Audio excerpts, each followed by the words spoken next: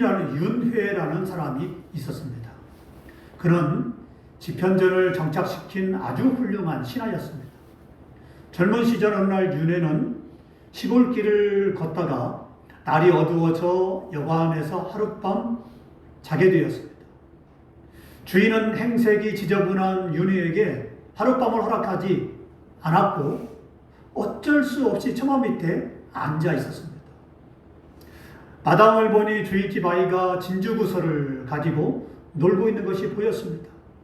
아이는 진주구슬을 가지고 놀다가 실수로 그만 진주구슬을 땅에 떨어뜨렸고 진주구슬은 떼구르르 굴러가지고 장독대 사이로 들어가 버렸습니다. 아이는 진주구슬을 찾다가 못 찾자 곧 포기하고 방으로 들어갔습니다. 그런데 잠시 후 거의 한 마리가 구슬을 찾아내더니 그 구슬을 꿀꺽 거의가 삼켜버리고 말았습니다. 얼마 후 여관집은 난리가 났습니다. 귀중한 흑진주를 도둑맞았다는 것입니다. 곧 여관 주인은 윤회를 의심했습니다. 그가 훔친 것이 틀림없다면서 다음날 관가에 고발하겠다고 윤희를 잡아다가 기둥에 꽁꽁꽁 묶어놓았습니다. 윤희는 침착한 말투로 자기 곁에 거의도 함께 묶어놓아 달라고 요청을 했습니다. 다음날 여관집 주인이 윤희를 관가에 끌고 가려고 하자 그는 우선 거의 똥을 살펴보라고 주인에게 말해주었습니다. 그랬더니 웬걸 그 속에 흑진주가 섞여 있는 것이었습니다. 주인은 자초지종을 듣고 부끄러워하면서 왜 어젯밤 사실대로 말하지 않느냐고 물었습니다. 그러자 윤희는 이렇게 말했습니다. 만일 제가 어젯밤에 거의가 진주를 먹었다고 말했다면 당신은 분명 거의 배를 갈라서 죽였을 것입니다. 내가 하룻밤만 꽁꽁 묶여 있어서 고생하면 되기 때문에 거의를 살리기 위해서 참았을 뿐입니다. 선을 이루고 덕을 세우는 것이란 바로 이런 것입니다. 나보다 남을 먼저 생각하는 것, 바로 이것이 선을 이루고 덕을 세우는 것입니다. 본문은 선을 이루고 덕을 세우라라는 제목의 말씀이에요. 우리는 본문을 통해서 교회 안에서 선을 이루고 덕을 세우는 것이 무엇인지 깨달으며 은혜를 받고자 합니다. 본문 1절 말씀 보십시다. 믿음이 강한 우리는 마땅히 믿음이 약한 자의 약점을 담당하고 자기를 기쁘게 하지 아니할 것이라. 교회는 예수 그리스도를 믿는 믿음의 공동체입니다. 그러나 교회 안에 있는 모든 사람이 믿음이 다 강한 것이 아닙니다. 믿음이 강한 사람이 있는가 하면 믿음이 약한 사람이 있습니다. 그러면 믿음이 강한 사람이 믿음이 약한 사람 볼 때 어떻게 해야 될까요? 본문은 마땅히 믿음이 약한 자의 약점을 강한 자가 담당하라 라고 말씀하고 있습니다. 그러면 어떻게 담당해야 될까요? 첫째, 먼저 이해해 줘야 돼요. 이해를 해줘야 됩니다. 믿음이 약하다는 말은 믿음이 연약하고 미숙하다는 말이에요. 이것을 충분히 이해해 줘야 됩니다. 믿음이 강한 자도 하루아침에 믿음이 강해진 것이 아니에요. 오랜 세월 동안 여러 가지 실수와 훈련을 통해서 믿음이 강해진 것입니다. 자, 이렇게 믿음이 강해진 사람은 처음 자신이 믿음 생활을 할 때 그 입장으로 돌아가서 믿음이 약한 자를 이해해 줘야 됩니다. 그래, 처음이니까 그렇겠다. 처음이니까 실수할 수 있지. 나도 처음에는 그랬어. 이렇게 이해를 해줘야 됩니다. 바로 이것이 선을 이루고 덕을 세우는 것입니다. 할렐루야. 그 다음은 기다려줘야 됩니다. 신입사원이 업무에 적응하고 능숙해질 때까지, 일할 때까지 기다려줘야 됩니다. 신앙생활도 마찬가지입니다. 아이들도요, 하루아침에 걸어다니는 것이 아니에요. 어린아이들이 두 발로 걷기 위해서 넘어집니다. 넘어지고 또 넘어지고 반복해서 넘어집니다. 넘어져서 다치기도 합니다. 그러나 어느 날부터인가 더 이상 넘어지지 않고 잘 걷게 됩니다. 혹시 알아요? 늦게 걷는 아이가 메시처럼 훌륭한 축구 선수가 될지? 말도 마찬가지입니다. 돌질한 아이가 돌질한데도 말을 못해요. 2살이 됐는데도 말을 못해요. 근데 걱정할 필요가 없어요. 때가 되면 말문이 트입니다. 늦게 말문이 트인 아이일수록 천재일 가능성이 높다고 합니다. 아인슈타인도요, 말을 늦게 했대요. 그러니 아이가 늦게 말한다고 염려할 필요가 없더라 이 말이죠. 신앙생활도 마찬가지입니다. 신앙생활도 잘 못한다고 실수한다고 고작 그 정도밖에 안 되느니 실망했다느니 더 이상 기대할 것이 없다느니 이런 말로 해서는 안 됩니다. 좀 부족하더라도 그럴 수 있지 라는 생각으로 좀 기다려주고 실망하지 말아야 됩니다. 바로 이것이 선을 이루고 덕을 세우는 것입니다. 할렐루야. 그 다음 눈높이를 맞춰줘야 됩니다. 자, 어른이 어린아이와 이야기를 하려면 어떻게 해야 됩니까? 허리를 숙이고 무릎을 꿇어야 되죠. 아이의 눈높이에 맞추려면은, 아이와 이야기를 하려면은 어른이 그렇게 허리를 숙이고 무릎을 꿇고 눈높이를 맞춰줘야 돼요. 사도 바울도 이렇게 눈높이를 맞춰주었어요. 자, 고린도전서 8장 13절 말씀 보면, 그러므로 만일 음식이 내 형제를 실족하게 한다면 나는 영원히 고기를 먹지 아니하여 내 형제를 실족하지 않게 하리라. 만일 믿음이 약해서 고기를 먹지 못한 사람이 있다면 사도 바울은 자신도 고기를 먹지 않겠다라는 거예요. 다른 사람이 못해요? 그럼 나도 못하는 것처럼 행동해야 됩니다. 다른 사람이 잘 몰라요? 그러면 나도 잘 모르는 것처럼 행동을 해야 돼요. 바로 이것이 선을 이루고 덕을 세우는 것입니다. 할렐루야. 또 하나, 자기를 기쁘게 하지 않아야 됩니다. 이것은 자기 중심적으로 생각하거나 행동하지 말라는 것입니다. 내 기분만 생각하고 나만 생각하면 다른 사람은 아파하고 슬퍼하게 됩니다. 나만 생각하는 사람은 다른 사람을 전혀 배려할 줄 모르는 이기적인 사람이죠. 이런 사람은 덕을 세우지 못합니다.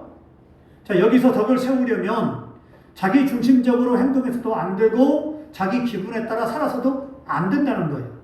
남의 기분과 남을 먼저 배려할 줄 알아야 됩니다. 이렇게 해야 덕을 세우고 선을 이루는 것입니다. 할렐루야. 이런 맥락에서 보면 본문 2절은 이렇게 말씀합니다. 우리 각 사람이 이웃을 기쁘게 하되 선을 이루고 덕을 세우도록 할지니라. 각 사람이 이웃을 기쁘게 하라. 그리고 이웃을 기쁘게 하려면 어떻게 되느냐? 선을 이루고 덕을 세우라 이 말이에요. 그래. 그러면 우리가 다른 사람을 기쁘게 하기 위해서는 어떻게 살아야 될까요? 일단 내 생각을 버려야 돼요. 내 감정도 버리고 내 기분도 버려야 돼요. 가령 다른 사람이 어떤 옷을 입고 왔는데 내가 보기에 영 안 어울려요. 색깔도 그렇고 디자인도 그렇고 그렇게 전혀 옷 입는 게 아니올시다 합니다. 이럴 때 밉상으로 말하는 사람은 있습니다. 그게 뭐야? 옷 색깔도 그렇고 디자인도 야 돈이 아깝다. 뭐 그런 옷을 입고 왔냐? 라고 하면 그 사람이 상처를 받아요. 이러면 덕을 세우지 못하는 것입니다. 아니 말에 돈이 들어가는 것도 아닌데 왜 그렇게 말합니까? 그래, 인생은 말입니다. 어디까지나 모든 것은 자기의 주관적이기 때문에 정답은 없어요. 이 사람이 그렇게 옷을 입든 저렇게 옷을 입든 정답이 어디 있습니까? 내가 입고 싶은 대로 입으면 되는 것이지. 다른 사람이 뭔 상관이 있어요? 그러면 어떻게 말을 해줘야 될까요? 내가 보기에 색깔도 안 어울리고 디자인도 안 어울리고 할지라도 이렇게 말을 해줘야 돼요. 이야, 옷 색깔 죽인다. 디자인도 좋고 정말 잘 어울리는데? 이렇게 해줘야 되죠. 로마서 12장 10절은 이렇게 말씀합니다. 형제를 사랑하여 서로 우애하고 존경하기를 서로 먼저 하라 그랬습니다. 그렇죠. 형제를 사랑해야 돼. 교회 안에서는 형제를 사랑하고 우애하고 존경하고 해야 되는데 내가 먼저 존경하고 내가 먼저 사랑하고 내가 먼저 칭찬해주고 내가 먼저 허물을 덮어주고 이렇게 하라는 거예요. 그러니까 내가 볼 때 그게 옷 색깔이 안 맞고 내가 볼 때 디자인이 아닌 것처럼 보이는 것이지 다른 사람 봤을 때에는 색깔도 좋고 디자인도 좋고 잘 어울릴 수 있더라 이 말이죠. 그렇기 때문에 함부로 내가 평가해서는 안 된다는 것입니다. 언제나 우리는 덕스럽게 칭찬해주고 그리고 은혜롭게 해나가야 됩니다. 어느 프로농구 감독이 이런 말을 한 적이 있습니다. 선수를 지도할 때 잘못하는 것만 자꾸 지적하게 되면 그 사람이 점점 못한대요. 그런데 잘못하는 점이 많은데도 잘한 것을 부각시켜서 칭찬해주면 잘 못하는 선수가 점점 잘하게 된다는 거예요. 똑같은 말인데도 순서만 바꾸어지면 상황이 완전히 달라집니다. 아이들 공부도 마찬가지입니다. 못한다 자꾸 말하게 되면요 아이들이 공부 진짜 못해요. 근데 못하는데도 잘한다고 자꾸 칭찬해주면요 점점점 잘하게 됩니다. 에디슨이 그랬다고 그래요. 학교에서 공부하는데 엉뚱하게 수업 시간만 되면 선생님에게 손을 들고 엉뚱한 질문을 해댔대요. 그때 선생님이 막 꾸중하면서 책망하면서 너는 필요 없어. 너 같은 놈은 집에 가. 이렇게 막 수업을 방해한다고 막 그랬대요. 왜냐하면 엉뚱하게 질문하니까. 근데 사실은 에디슨이 그 궁금해가지고 막 질문을 된 거죠. 그 학교에서 이제는 교장 선생님이 엄마에게 데려가십시오. 당신의 아이는 필요 없습니다. 그래서 학교에서 그냥 쫓아내버렸대요. 그 쫓겨난 그 어린 아이 그 에디슨을 엄마가 품에 꼭 껴안고 그렇게 말했다는 거야. 아들아, 너는 멍청한 게 아니야. 너는 공부를 잘 못하는 게 아니야. 너는 똑똑해. 너는 다른 사람과 다를 뿐이야. 그래서 손으로 꼭 품에 안아주고 집에서 엄마가 공부를 시켰어요. 그랬더니 이 에디슨이 엄마의 이 칭찬을 듣고 이 칭찬하고 이 아이가 특별하다. 너는 특별한 아이다. 특별한 아이다. 이렇게 칭찬을 했더니 이 아이가 점점점 특별해지고요.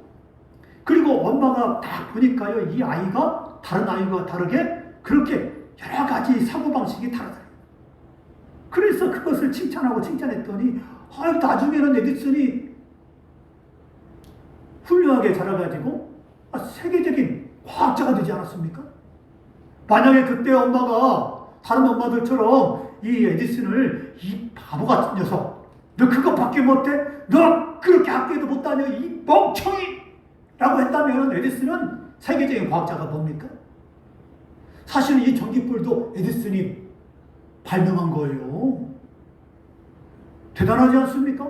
지금 우리가 누리고 있는 많은 것들이요. 에디슨이 그 당시에 다 발명한 거예요.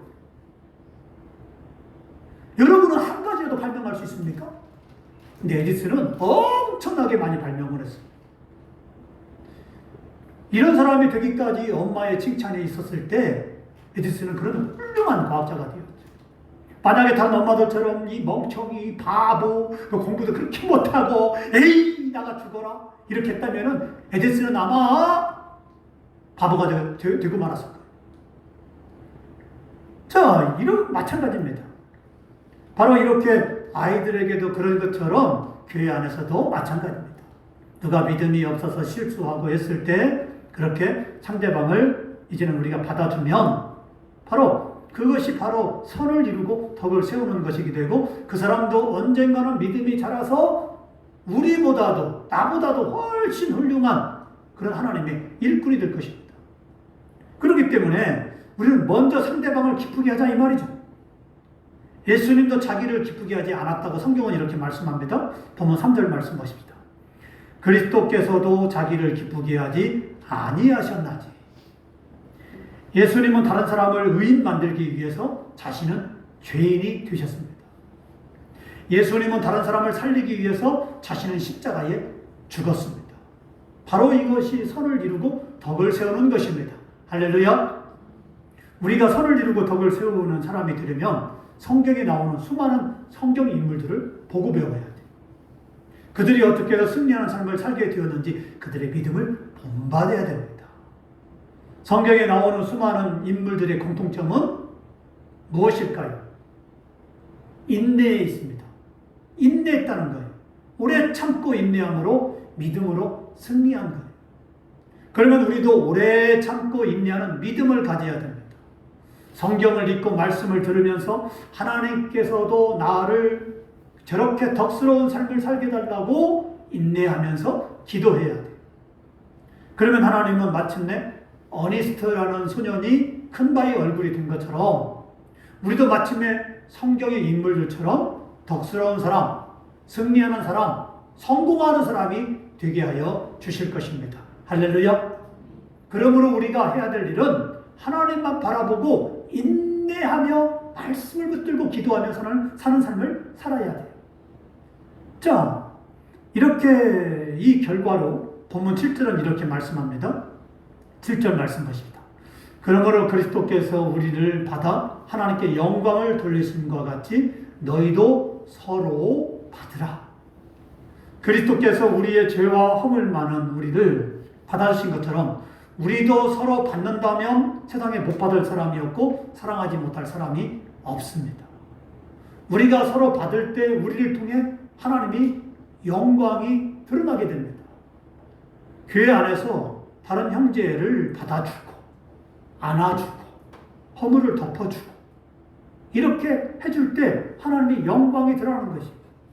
속으로 책망하고 비판하고 그리고 그렇게 했을 때 어떻게 되겠습니까? 목사님은 성도를 책망하고 비판하고 성도는 목사님에 대해서 책망하고 비판한다면 어떻게 되겠어요?